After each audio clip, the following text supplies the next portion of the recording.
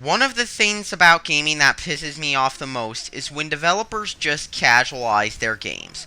Quite a few developers have been doing this, but one of the worst offenders has been Nintendo.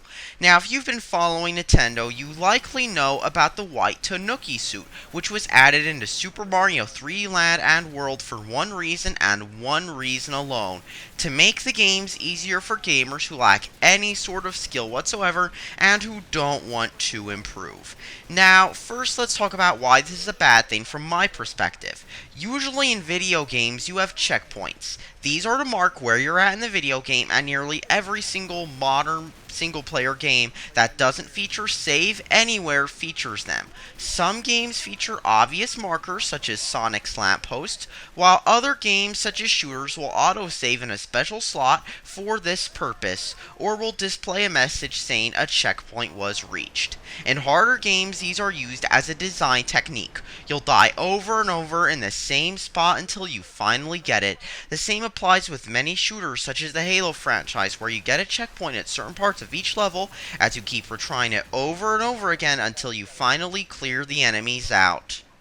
These usually work, unless of course the game adds lies and continues, which usually start you back at the beginning of the level and quite often the title screen, causing you to build up frustration as you realize the days of quarter draining arcade machines were a long time ago, and that you spent $60 on this game instead of begging your mom to give you quarters to go to the arcade.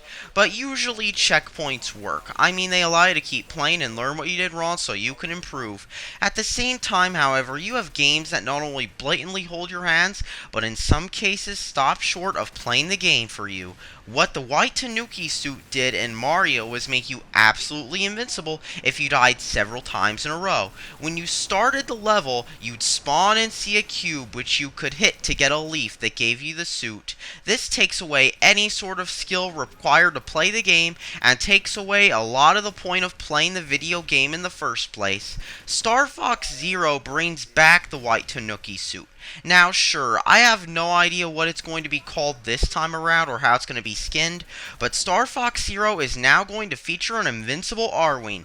That's right, an invincible Arwing. While previous titles in the series relied on level design that required you to dodge enemies and level geometry, Zero now takes away all of that challenge with an item that makes the game require zero skill. According to Miyamoto, it's, quote, so you can fly in through and see the levels. Yeah, like I totally want to immerse myself in Sega Model 3 level graphics. Now, what's the real reason for them doing this, you might ask? Well, Miyamoto said that they were making the game for kids, which sounds just like what the creators of Pokemon X and Y said. Gee, we all know how that game turned out. Now, sure, you can argue that you don't need to use it, just like how you don't need to use the XP share in Pokemon, or just like how you don't need to use the white Tanuki suit, but it's still a bad idea. Quite a few gamers, especially kids, are going to take the easy way out and have the game hold their hands for them instead of learning how to get better at the game and then getting better at the game. And to be honest, this is a poor mentality to have. And I've seen firsthand that this kind of mentality results in people who don't learn from their mistakes and people who never improve.